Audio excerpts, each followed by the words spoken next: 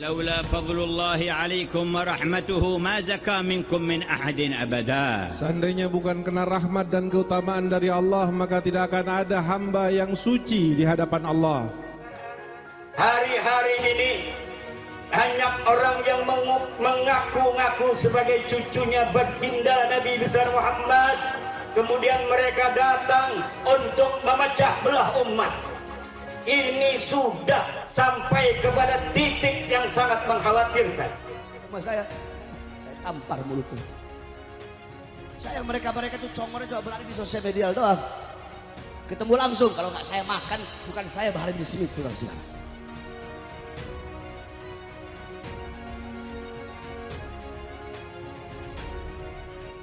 Ini kami sampaikan ayat Al-Quran.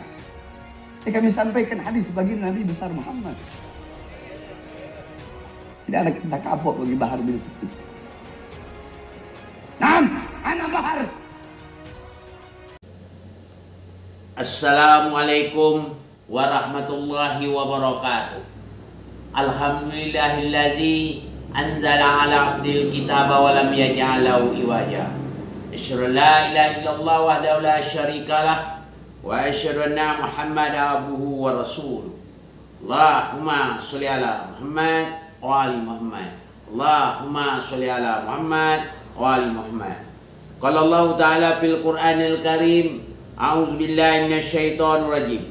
Bismillahirrahmanirrahim. Wa anna hadza sirati mustaqima fattabi'uhu wa la tattabi'u subula fatafarraqu bikum an sabilihi dzalikum wassakum bihi la'allakum tattaqun.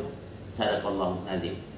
Pertama-tama dan terutama marilah kita bersyukur kepada Allah Subhanahu wa taala yang mana telah memberikan kesempatan kesehatan kepada kita semua sehingga kita bisa beraktivitas seperti biasa. Mudah-mudahan Allah tetap beserta kita. Untuk berikutnya pertanyaan datang Pak Irmanto. Baru saja kita Ustaz melihat terjadi suatu pertikaian antara dua kelompok. Yang saya mau tanya Ustaz, kelompok yang mana antara dua ini yang benar menurut Al-Quran? Assalamualaikum warahmatullahi wabarakatuh. Pertanyaan sangat seru ini datang dari Pak Irmanto ini. Dia bertanya di antara dua pertikaian ini, di pertikaian dua kelompok ini, kelompok mana yang benar menurut Al-Quran? Dia mengatakan menurut Quran. Itu tepat sekali, bukan menurut saya, tapi menurut Quran.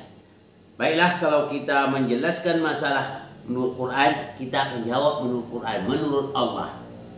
Kelompok mana yang benar? Tapi kalau kita kaji sebagaimana yang surat yang baru saya bacakan tadi dalam surah apa? Surah Al-An'am ayat 153, jelas Allah katakan, wa anna hadza sirati mustaqima fattabi'uhu wa la tattabi'u subula fatafarraqu bikum an sabilihi dzalikum wassakum bihi la'allakum tattaqun. Allah jelas katakan, ya, dan sesungguhnya ini jalanku, kata Allah. Ini jalanku yang lurus. Ikutilah dia. Jangan kamu ikuti jalan yang lain. Kalau kamu mengikuti jalan yang lain, terjadilah pertikaian, terjadilah saling tuding menuding, terjadilah pertengkaran, terjadilah berselisih paham, boleh jadi terjadi perkelahian. Seharusnya, ya, kalau kita mempelajari Quran, mengeratkan satu persaudaraan, wah itu diperkuatkan, bukan terjadi pertengkaran. Jadi jawabnya jelas, kata Allah, tidak menurut Al-Quran. Kalau menurut Al-Quran, maka persaudaraanlah yang terjalin akan akrab. Jadi kenapa? Mana kelompok yang kedua yang benar? Tak ada satupun yang benar. Berarti antara dua kelompok ini cuma mengedepankan hawa nafsu. Kata kelompok ini, kelompok dia benar. Kata kelompok ini, dia benar. Bahkan Allah katakan wala tafarraqu waskuru nikmatallahi alaikum. Allah kata, jangan kamu berpecah belah, jangan kamu berselisih paham, jangan kamu saling tuding menuding menganggap kelompok kamu yang benar. Dilarang oleh Allah. Kalau betul-betul kamu mengikut Quran, kata Allah, tidak terjadi pertikaian, tidak terjadi pemusuhan, tidak terjadi tuding menuding gitu. Jadi kalau kita betul-betul Quran, tertanam rasa persaudaraan antara kaum Ansar dan kaum Muhajirin. Dengan Al-Quran Allah mempersatukan dia. Ini tidak dengan, kalau seandainya dia dengan Quran, pasti dia tertanam rasa persaudaraan. Sekarang apa yang terjadi? Bukan persaudaraan, pertengkaran yang terjadi. Jawabnya jelas, kedua-duanya tidak menurut Al-Quran. Jadi kedua-duanya apa? Menurut hawa nafsu. Orang kata dia menurut Quran, ya. Tapi hasilnya menurut hawa nafsu. Kalau dia menurut Quran, tidak terjadi pertengkaran, tidak terjadi saling mau berantem bentuknya, tak akan terjadi. Kenapa? Karena Al-Quran itulah mempersaudarakan hati orang mukmin. Hati yang sadar asalnya rasa benci menjadi rasa cinta. Ini sebaliknya. Semakin benci, berarti bukan Al-Quran yang diikutinya, berarti dia mengikut hawa nafsu. Maka terjadilah perselisihan berkepanjangan, ya. Jadi perselisihan kepanjangan tidak bisa kena mengikut nafsu. Oh ini menganggap dia yang benar, oh ini menganggap dia benar, terjadi perselisihan. Jadi kita seharusnya tidak, dengan Al-Quran ini menyatukan hati kita masing-masing. Untuk jawaban dari Pak Hermanto, saya menjawab pertikaian yang terjadi dua kelompok ini, kedua-dua tidak benar menurut Allah. Apa? Dasar Al-Quran. Mana ayatnya? Dalam surah Al-A'raf ayat 153. Atau orang yang berpecah belah. Dalam surat Ali Imran itu larangan oleh Allah. Dalam surah Ali Imran 103, 1415. Atau dalam surah dalam surah Rum.